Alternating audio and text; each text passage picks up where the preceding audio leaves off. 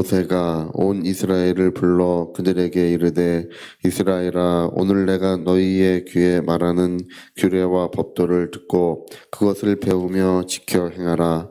우리 하나님 여호와께서 호렙산에서 우리와 언약을 세우셨나니 이 언약은 여호와께서 우리 조상들과 세우신 것이 아니요 오늘 여기 살아있는 우리 곧 우리와 세우신 것이라. 아멘. 네, 호렙산에서 이제 시내산이죠. 호렙산, 시내산은 똑같은 산입니다. 예, 명칭을 달리해도 같은 산을 다른 명칭을 쓰는 거예요. 이제 모세가 이제 떨기나무 불꽃 가운데서 이제 하나님을 만났던 바로 그곳에서 이제 이스라엘 백성들을 이끌고 다시 거기에 도착을 했을 때, 가라! 이렇게 하나님 보내심을 받고, 그 이집트로 가서 그 백성들을 이끌고 이제 다시 글로 돌아왔어요. 돌아왔을 때 호렙산 꼭대기에서 하나님께서 모세에게 이제 율법을 주시는데 특별히 십계명을 주셨어요. 이제 오늘 신명기 5장에는 이 십계명에 대한 이야기가 나와요. 돌판에 10가지 계명을 새겨가지고 모세에게 주셨다는 것입니다. 그 십계명을 하나님이 주심으로써 인간의 고귀함이 드러났어요. 예. 인간이 왜 고귀한 존재인가? 여러분, 인간이 왜 고귀한 존재인가요? 예, 인간의 가치가 어디에 있습니까? 예, 그냥 우리가 이 인간의 역사를 이렇게 쭉 보면요, 인간의 인권이라고 하는 거, 인간이 왜 고귀한지에 대해서는 논의를 굉장히 많이 했어요. 예, 지금도 논의가 되고 있어요. 왜 인간이 고귀한가? 근데 인간의 머리로는 그거를 알아낼 방법이 없어요. 고귀한지는 알겠어. 고귀한지는 알겠는데 그 인간이 왜 고귀한지를 알아낼 방법이 없어요. 이제 세상은 딱 두 가지 얘기합니다. 한 가지는 자연법이라는 걸 얘기하는데, 우리 인간이 만들지 않아도 이 세상에 법이 있어요. 그렇죠? 왜냐면 물이 흐르잖아요. 위에서 아래로 흐르는 거. 그게 세상의 법이에요. 비가 내리잖아요. 이런 바람이 불고 이런 건 인간이 정하지 않아도 질서와 규칙을 갖고 있는 거예요. 모든 것들이. 이 만물이 돌아가는 것은 질서와 규칙을 이미 가지고 있는 거예요. 그걸 자연법이라고 부르는데 그래서 자연법상 인간은 고귀하다. 이 말이 안 돼요. 예, 말이 안 되지만 그냥 그렇게 주장하는 거예요. 또 이 국가를 이루는 것이 이제 우리 그 시민들이다. 이 시민들이 국가를 이루기 때문에 이 국가를 이루는 것으로서 인간은 고귀한 존재이다. 그럴듯하지만 말이 안 돼요. 다 말이 안 되는 이야기들을 열심히 하고 있는 것입니다. 그러니까 결국은 인간의 고귀함은요, 인간의 사상, 인간의 어떤 학문 체계에선 인간의 고귀함이 결국은 부정되고 말아요. 없어요. 그게 없기 때문에 여러분 그 공산주의가 일어나서 중국에서 한 3천만 명이 죽었고 또 그 러시아에서 2천만 명이나 되는 사람들이 죽었어요. 뭐 2차 세계대전에서 죽은 사람들과 비교가 안 돼요. 이 사회주의 사상에 의해서 어마어마한 사람들이 죽어갔습니다. 전 세계에서.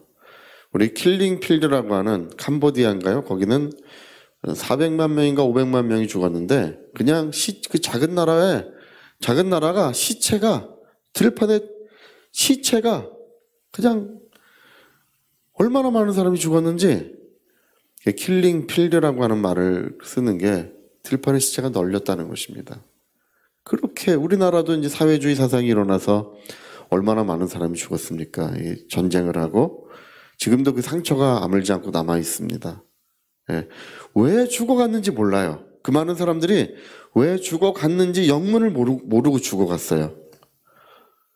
근데 알고 보면 인간의 고귀함이 부정된 거예요. 인간은 더 이상 고귀한 존재가 아니다. 인간은 물질일 뿐이다. 이렇게 본 거예요. 인간은 물질일 뿐이야. 한낱 물질이기 때문에 무가치한 존재다. 아무 가치가 없는 존재다. 이렇게 여긴 것입니다. 그러니까 죽여도 양심의 가책을 못 느끼는 거예요. 그냥 물질일 뿐이다.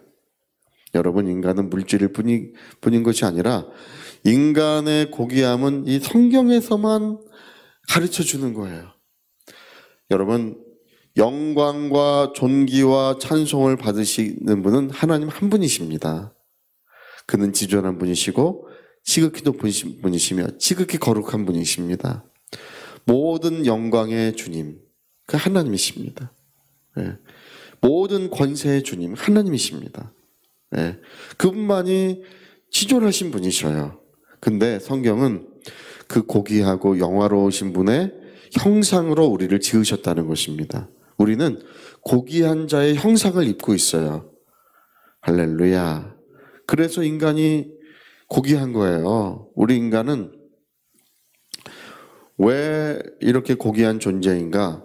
그 지존하신 분의 형상이고 아무도 하나님의 형상을 함부로 할 수 없다는 것입니다. 하나님의 형상은 모든 만물이 사랑하고 존귀함을 표해야 된다는 거야. 네. 근데 신약성경에 보니까 왜 인간을 하나님의 형상으로 지었는지 신약성경에 보니까 하나님의 자녀 삼기 위해서라고 나오는 거예요. 개의 아들은 개처럼 생겨야 돼요. 닭의 아들은 닭처럼 생겨야 되고 다른 게 나면 안 돼요. 랜덤으로 나 보니까 개가 나오고 나 보니까 닭이 나오고 이러면 안 돼요. 개 아들은 개고 소 아들은 소고 닭 아들은 닭이에요. 할렐루야. 똑같이 생겨야 돼요.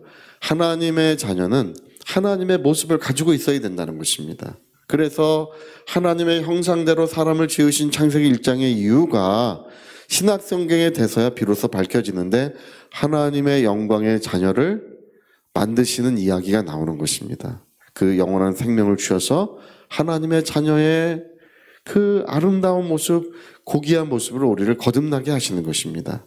그러니까 우리가 이 성경 전체를 읽어보니까 인간은 지극히 고귀한 존재이다. 왜냐하면 하나님께서 그렇게 만드셨기 때문에, 하나님께서 그러한 은혜를 베푸셨기 때문에 고귀한 거예요. 오늘 십계명 읽어보면 1계명부터 4계명까지는 하나님에 관한 것이다.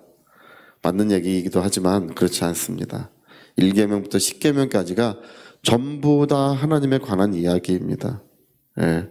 사람들을 뭐 해치지 말라, 뭐 도둑질하지 말라, 간음하지 말라, 뭐 거짓 증거하지 말라, 뭐 이런 얘기가 뭐 부모를 공경하라 이런 얘기가 이제 십계명에 나와요. 이 나오는 이유가 뭐냐면 하나님의 영광의 형상, 하나님이 고귀한 자로 우리를 만드셨기 때문에 사람들에 대하여 그 고귀함을 표해야 된다는 것입니다. 그래서 예수 말씀하시기를 하나님의 계명은 하나님을 사랑하고 사람을 사랑하라 그 얘기라는 것입니다. 하나님의 아름다운 형상들, 그 존귀한 형상을 사랑해야 된다는 것입니다. 그래서 여러분 이 모든 말씀들은 하나님에 관한 것입니다. 그래서 오늘 신약성경에 와서 특별히 그렇게 얘기해요. 형제를 사랑하는 것이 하나님 사랑하는 거예요. 이웃을 사랑하는 것이 하나님 사랑하는 거예요. 우리가 복음을 전하는 것이 그게 하나님 사랑하는 것입니다. 그래서 우리가 이 사람은 고귀한 존재임을 우리 기독교인들은 누구보다 잘 알게 되었습니다. 옛날에 김알람 박사님 이제 이화여대에서 큰 부흥을 일으키고 이화여대 학생들을 전 세계에 선교사로 보냈던, 거기서 하나님의 영광의 역사를 이루었던 김알람 박사님, 금난교회가 있죠. 그 망우동인가 거기 보면 금난교회가 있어요. 그 금난이라는 게 김알람 박사님을 이름이에요. 금난, 김환란이에요. 원래 금난교회, 김알람 박사님 기념교회예요. 거기가 원래가. 그 김알람 박사님은 그 제자들에게 그 얘기를 했어요. 이렇게 리아카를 끌고 파지를 누가 줍고 있는데 제자들에게 봐라. 저분은 정말 너무나 그 고귀한 일을 하시는 분이시다. 봐라. 저분은 저렇게 휴지를 줍지만 그걸 가지고 이렇게 하지만 저분은 자기의 삶의 책임을 다하고 있고 그것으로 자녀들을 양육하고 있고 자기의 삶에 그런 최선을 다해서 자기의 삶을 사시는 분이시다. 그분은 항상 그 인간의 어떤 고귀함에 대해서 이야기를 했어요. 삶의 고귀함.